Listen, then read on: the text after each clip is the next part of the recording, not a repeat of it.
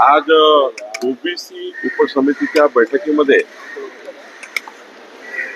येणाऱ्या डिसेंबरच्या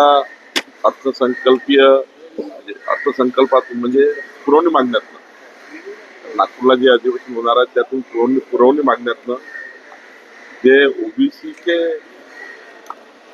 जवळपास 3,500 कोटी रुपये विविध योजनाचे अर्थ विभागाकडे या ठिकाणी प्रलंबित आहे त्या निधी मागणीबद्दल चर्चा होणार आहे. सोबतच काही निवेदनं महाराष्ट्रातल्या ओबीसीच्या विविध संघटनेनी आमच्या उपसमितीला दिले आहेत त्यावरही चर्चा होणार आहे. आणि या राज्यामध्ये